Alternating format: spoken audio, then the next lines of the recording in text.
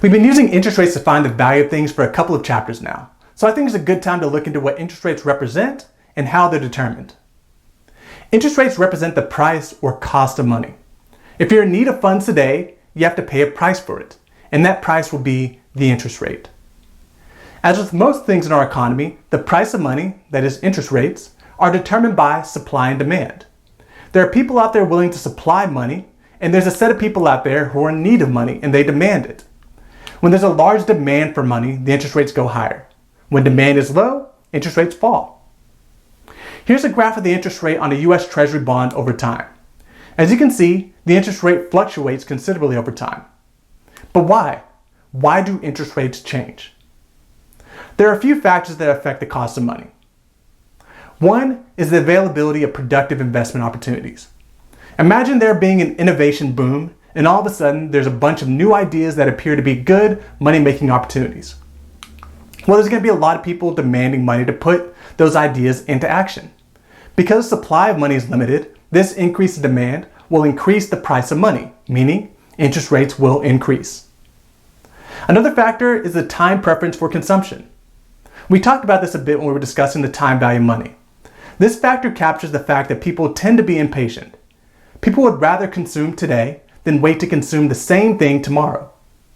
If you want to induce someone to wait to spend their money, you have to incentivize them by giving them a little extra compensation in the future. But if people get more and more impatient, they're going to demand more and more extra compensation. You can imagine a person getting older and closer to retirement. As he gets older and older, his desire to wait to consume gets less and less. So his interest rate would increase. This person would demand more compensation to give up his money today. Another factor influencing the cost of money is inflation, which is the tendency of the price of goods to increase over time. People aren't necessarily concerned with the amount of money they have, that is, the number of $100 bills they have in their bank account. What's probably more important is what you can buy with that money. If you lend your money out today, you'd probably at least want to be able to buy the same amount of stuff when you're repaid. For example, let's say an apple costs $1 today and will cost $2 next year. If I lend $1 today, I'd want to get at least my $2 back next year, a 100% return on investment. That way, I would still be able to purchase an apple when I get my money back. As inflation increases, people will demand more. If apples will cost $3 next year, I'd want to get at least my $3 back on my loan, a 200% return on investment. So as inflation increases, the cost of money increases as well. The last factor we'll discuss, and the one we'll spend most of our time here focusing on, is risk. Risk is uncertainty. The future is uncertain, and people expect extra compensation if that uncertainty is going to have an impact on their outcomes. As we'll see throughout the rest of the video, as risk increases, the price of money, aka the interest rate, will increase. So what determines the interest rate, or the yield to maturity on a bond? We can look at the interest rate as the sum of two components, a risk-free component and a risk component. The risk-free component can be represented by R star here, which is called the real risk-free rate. This would be the interest rate if there is absolutely no risk whatsoever and no inflation at all.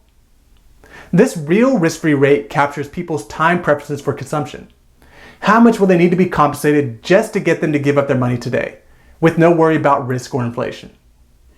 We can think of this R star being like a baseline rate. You're going to have to compensate someone with at least the real risk-free rate to get them to give up their money today.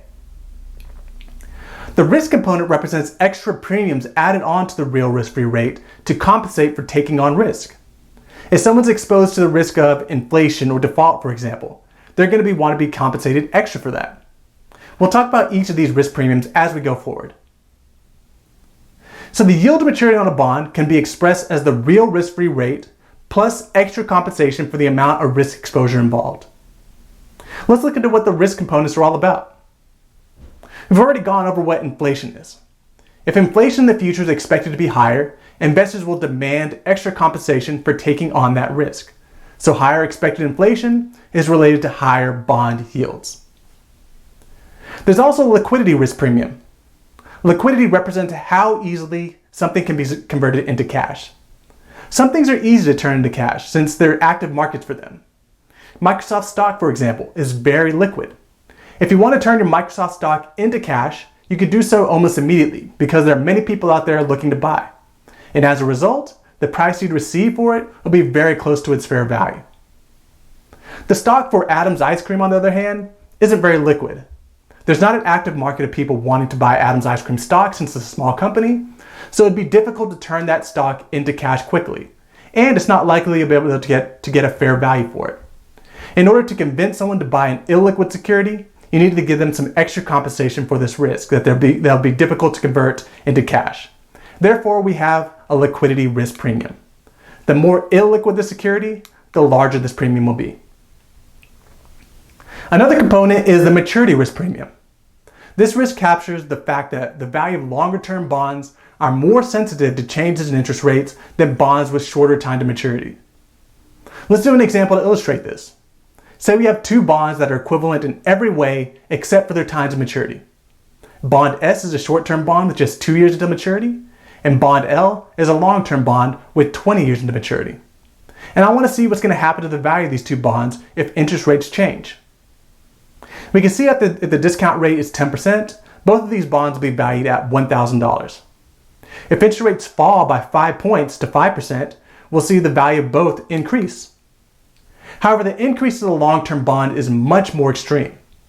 You might look at that and say, hey, that's not such a bad thing. It's good that it increases in value more. But look at what happens if interest rates rise.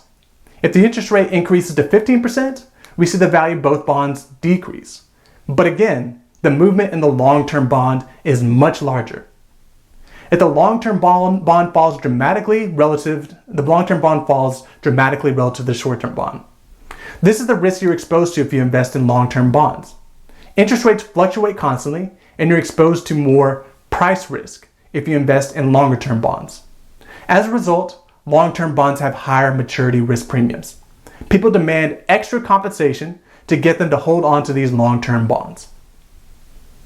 The final risk I want to talk about is default risk.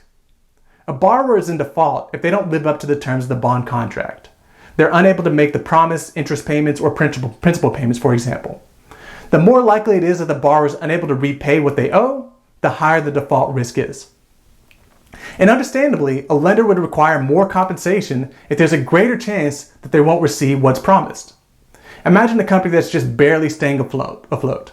They're barely able to keep the lights on in their factory. If they want the bank to give them a 3-year loan, the bank would probably be unwilling to give it to them. Why? Because there's a good chance the company won't even be around in 3 years to repay what they borrowed. The bank would be taking a huge risk on them. The only way to get the bank to give that loan to them would be to say something like, if you end up surviving, you have to give us an amazing return on our investment. That's the default risk premium. The higher the likelihood that a company will end up in default, it means more compensation investors will demand in return. Bonds get graded on their likelihood of default.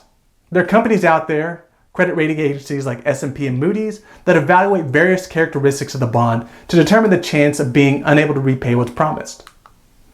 These credit rating agencies evaluate the company's financial ratios to get an idea of its financial conditions.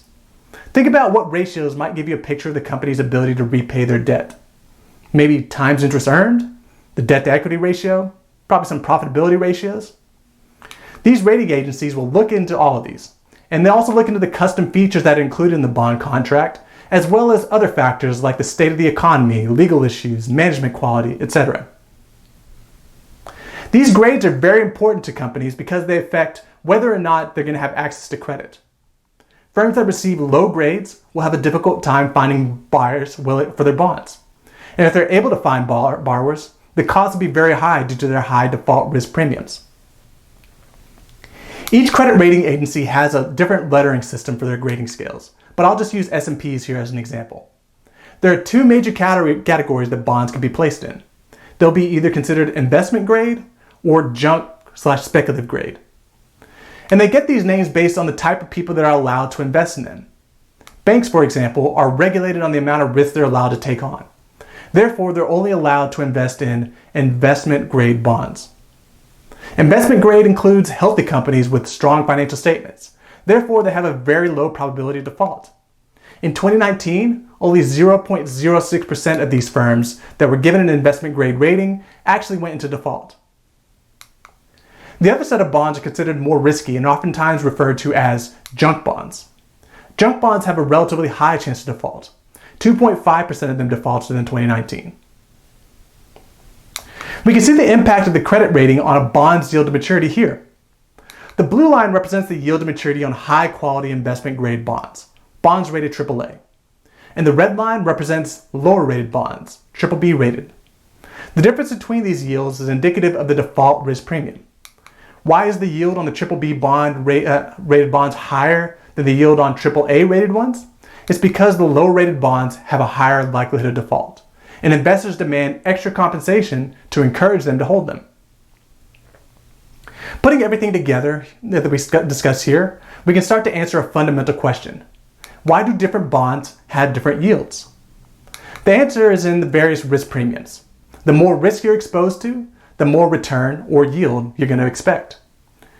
Comparing the yields on government bonds, we can see this play out. The bonds from the US and Canada have very low yields to maturity, while those from Mexico and Brazil are fairly high. We can look to the premiums to explain this. Inflation is a bit higher in Mexico and Brazil, and there are fewer willing buyers of those bonds relative to the US and Canada. So Mexican and Brazilian bonds will have higher inflation and liquidity risk premiums. But the main driver of the differences here come down to the default risk premium. The credit ratings for the US and Canada are solidly in the investment grade category, while the ratings for Mexico and Brazil tend to be towards the speculative grade range. These bonds are considered riskier, therefore investors require higher yields on them.